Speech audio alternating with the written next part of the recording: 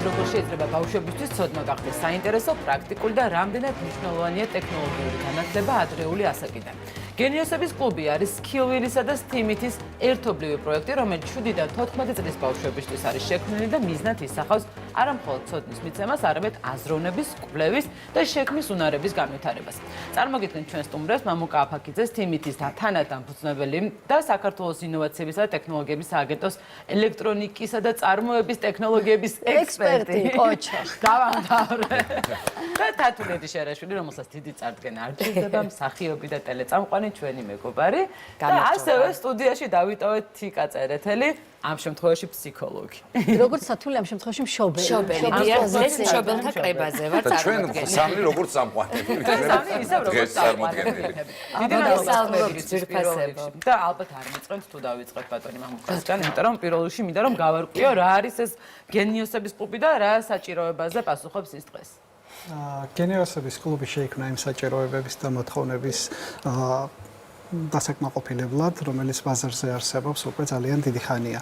ჩემი გამოცდილება ინოვაციების და ტექნოლოგიების აგენტოში, ასევე რამდენიმე უნივერსიტეტში ლექტორობის პერიოდში, გვაჩვენებს იმ პრობლემებს, თუ რა ტიპის უნარები უნდა ჰქონდეს მოსწავლეებს და რასაც ვერ იძლევა ზოგადად ფორმალური განათლება. ეს უნარები არის პრობლემის ახლებურად დანახვა, თანამედროვე ტექნოლოგიებთან ურთიერთობა და კომუნიკაცია, პრობლემის გადაჭრის ახალი გზების მოგვარება და ერთ-ერთი უმთავრესი ნაწილი, ან რაც შეუძლია გენიოსების კლუბმა მისცეს მოსწავლეებს, ეს არის დაინტერესება. პირველ რიგში დაინტერესება და ამ თავისი ინტერესების დაკმაყოფილების ადგილი. ეს ინტერესები რა მიმართულებით უნდა იყოს, იმიტომ რომ კადრებში რასაც ხედავთ, რაღაც გამოგონებებს აწყობენ მე მგონი ბავშვები. კი, ნებისმიერი მიმართულებით, ანუ ნახეთ ყველა პროფესიას სჭირდება ტექნოლოგიები, აბსოლუტურად არ არის ისეთი სფერო, რომელშიც არ გამოიყენებოდეს ეს თანამედროვე ტექნოლოგიები.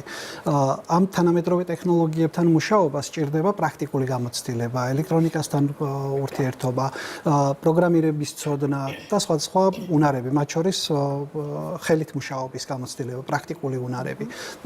ამის დასაკმაყოფილებლად ვამზადებთ ნაკრებებს, რომელიც სპეციალურად უნიკალური ნაკრებებია და ეს ნაკრებები აძლევთ საშუალებას ფორმალურ განათლებაში მიღებული ცოდნა დაუკავშირონ იმ ახალ ტექნოლოგიებს.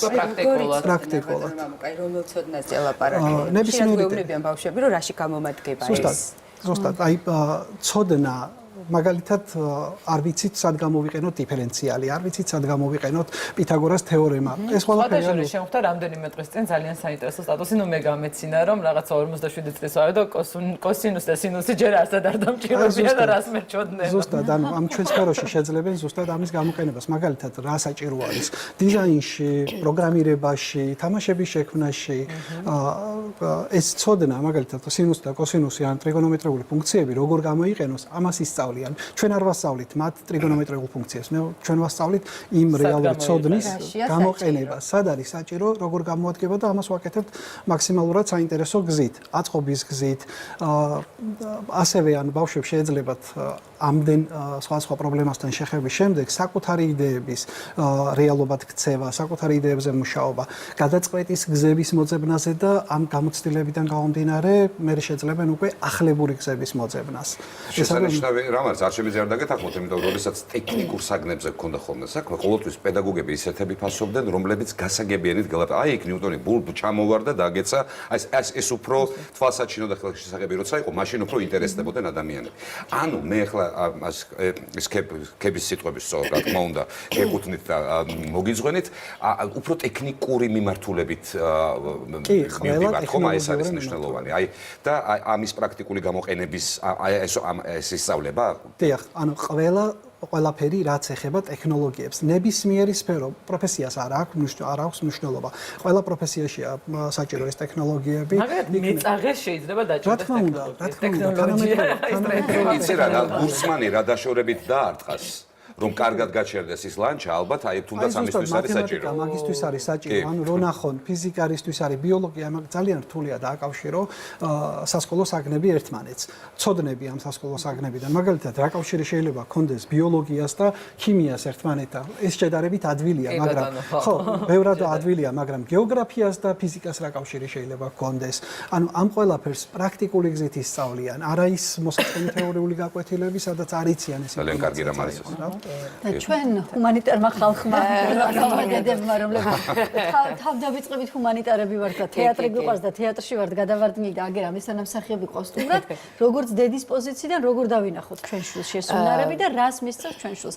თათული აპირებ, რომ შენი შვილი კი, აუცილებლად უნდა შევუერთდე 25 იანვარს 3 საათზე ღია გაკვეთილს და როგორც ვიცი მშობლებსაც გვაქვს პირველ ჯერზე დასწრების საშუალება და მაინტერესებს, იმიტომ რომ ჩემ შვილებს აქვთ ამ ყველაფრის მიმართ ინტერესი, თქვენ ისეთი პროფესიული ლექსიკით ისაუბრეთ, რომ ცოტა რთულად გამოგყევით, მაგრამ მე როგორც ახლა დედის პოზიციიდან მოვყვები, რაშია საქმე და რატომ ვარ დღეს აქ. წარმოვადგინოთ 14 წლის ესე, რომელიც წარმოვადგინოთ 14 წლის ესე, რომელიც ერთვება ამ პროგრამაში.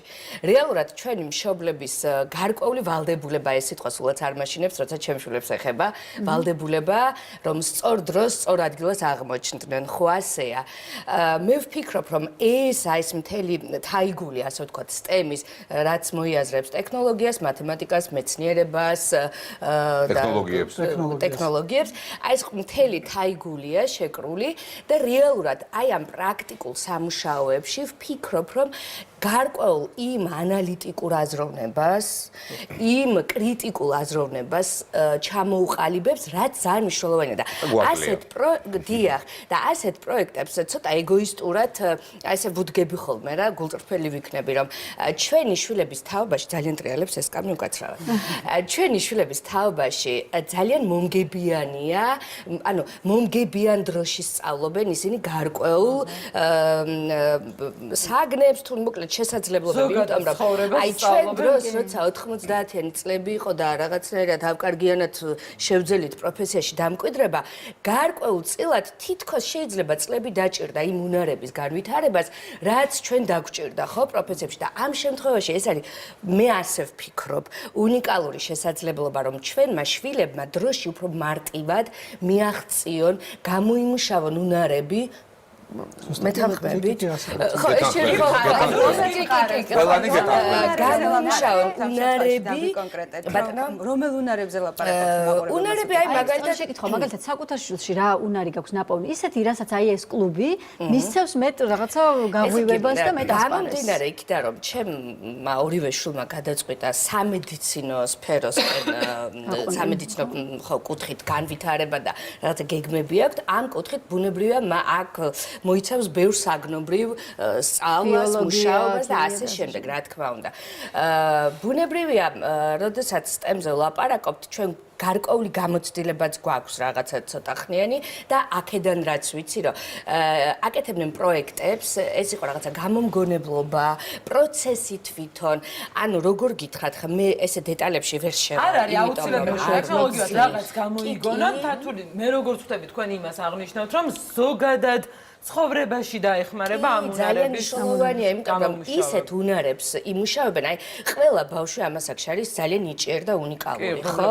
და ზუსტად ეს არის აი ამ პროექტების დანიშნულება, რომ აი ამ თავისი უნიკალურობით და ნიჭიერებით ხან პატარა წარმატებას მიაღწევენ, შესაძლოა იმედგაცრუებაშიც აღმოჩნდნენ, მაგრამ ამ უნარებს გამოიმუშავებენ. მომენტი არ უნდა გაუშვე ხელი. ყოველ შემთხვევაში ცდიან რომ ეს გააკეთონ, ხო? ეს არის ძალიან მნიშვნელოვანი და კრიტიკული აზროვნებასაც ისწავლიან, ანუ შეკითხვების დასმას ისწავლიან. და სწორი პასუხების გაცემას და არა გამზადებული პასუხის, არამედ იმ სწორ პასუხამდე როგორ მივიდა. რაშიც სამედიცინო სფეროში და ბევრი წლები და ბევრი, ასე ვთქვათ, ძალისხმევა. პასუხის გაცემა ძალიან გულწრფელობა. ხო, გუნდურ მუშაობაზე რამდენად კი, აუცილებლად ყველა ეს აქტივობა ისე არის დაგეგმილი, რომ გუნდებში მუშაობენ, ჯგუფურად მუშაობენ. რო ვამბობთ, რა ტიპის უნარებს განუვითარებს, ჩვენ ხო არ ვიცით წინასწარ ვინ მოვა, მაგრამ კურსი ისე არის შედგენილი, ანუ რა უნარების ბავშვი მოვა, არ ვიცით. შესაბამისად კურსი ისეა შედგენილი, რომ თავის თავს თვითონ დაინახავს ამ საქმეში, იმიტომ რომ თემები გვაქვს უამრავი. ყველა თემა არის დამოუკიდებელი. ცალკე თემაა, სხვადასხვა პროფესიებს შეგვიძლია ეს მივაკავშიროთ. ერთი თემას შეიძლება მიუკავშირდეს რამდენიმე პროფესია, რამდენიმე საგანი, რამდენიმე თემა და აუცილებლად იპოვიან. მაგალითისთვის ზოგ ბავშვს აქვს რაღაცი საქმის ორგანიზების ნიჭი, ზოგს აქვს რაღაც დიზაინერული ხედვა, დიზაინაზროვნება. ამ უნარებს განავითარებენ, თვითონ იპოვიან საკუთარ თავს და პარალელურად მიიღებენ იმ ცოდნასაც, თუ როგორ უნდა გამოიყენონ ეს თავისი უნარები საქმეში პრაქტიკაში. ზოგადად დიაპაზონი ასაკობრივი 7-დან 14 წლამდე საკმაოდ დიდია და ამას აქვს დიდი სხვაობაც არის ასაკში, იმიტომ რომ 7 წლის ბავშვს რა ინტერესებიც აქვს, 14 წლის ბავშვს უკვე გავლილი აქვს ის ინტერესი.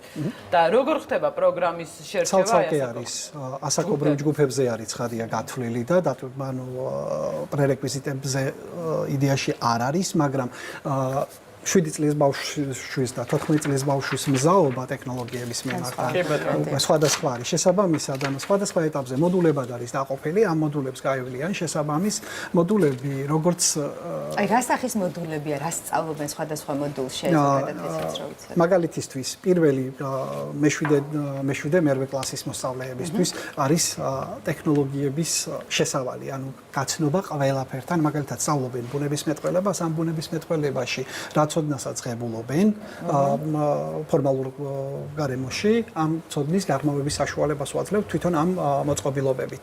ყველა თემას ეხება აბსოლუტურად. ამინდიდან დაწყებული გეოლოგია იცით რა მე ძალიან წუხარ რომ ასაკ შენ ერთხელ მიგიშვებენ მხოლოდ მშობლებთან შეგვიძლია მე ეს არანაკლებ ჭირდება. ფერად მეტად ჭირდება ტექნოლოგიებთან კავშირში. იაკარის დღე ზუსტად ისეა შექმნილი რომ მშობელი და შვილი ერთად იმუშავებენ რომ ორივე ნახოს როგორ ქართული ერთი ბავშვი მათხოვე. მაგრამ საინტერესოა რაგან რიგით არის ამ კლუბში ჩართულობა, იმიტომ რომ მე არ მგონია რომ თათურისნაირ მშობელს ეს შემოვა სკოლის გაცდენა და სწავლაზე ჩამოყალიბება. და რამდენხნიანი გაკვეთილი. და აი როგორ ხდება? პატარებისთვის საათნახევარი არის, დიდებისთვის 2 საათიანი გაკვეთილი. შაბათ-კვირა. ჩვენ და ჩერდებიან ეს. შაბათ-კვირას 2 გაკვეთილი გვაქვს, ანუ მოქნილი გრაფიკი გვაქვს შექმნილი, ისე რომ თქვა დღის პირველ ნახევარში და მეორე ნახევარში, ისე რომ ყველა შეძლოს ყველას მოვერგოთ. და რამდენი ხანი გრძელდება კურსის სრული?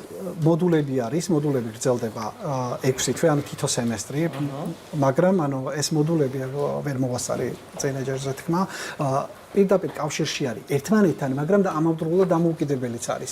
ანუ ნებისმიერ დროს შეიძლება დაწყება, ნებისმიერ დროს შეიძლება ახალ ჯგუფში გადასვლა. ანუ ეს დამოუკიდებელ უნარებსაც ავითარებს და ერთმანეთთან კავშირშიც ასწავლის ერთდროულად. ეხლა რეზუმე გაგვიკეთოს ქალბატონმა ფსიქოლოგმა. მე საერთოდ ძალიან მომხდარა. როგორ ეხმარება ბავშვებს აი ასეთი არაფორმალური განათლება ძალიან კარგია და აი ხარ რასაც უსმენდი, ძალიან მნიშვნელოვანია ჩვენ კარგად ვიცით რომ ბავშვი განსაკუთრებით გარდატეხის ასაკში ეძებს საკუთარ თავს და სულ რაღაცებს მოსინჯავს და აი ამ ძებნისა და საკუთარ თავთან დამტკიცების პროცესშია და ეს უნარები, გუნდური მუშაობა, ანალიტიკური უნარები, დაფიქრება, გაჩერება, აი ეს ყველაფერი კომპეტენტურობის განცდას აძლევს ბავშვს და ძალიან საჭიროა, იმიტომ რომ ჩვენ რეალურად პირველ რიგში საკუთარ თავს ვიმტკიცებთ, რომ კაი ტიპები ვართ, ბჭყალებში რომ ვთქვათ, ხო? საკუთარ თავთან გვჭირდება ეს პატარა გამარჯვებები და ბავშვებისთვის ძალიან მნიშვნელოვანია, რომ დაუმტკიცოს თავისთვის რაღაცა შექმნა, რაღაცა გამოუვიდა, შეუძლია რაღაცაზე დაფიქრდეს.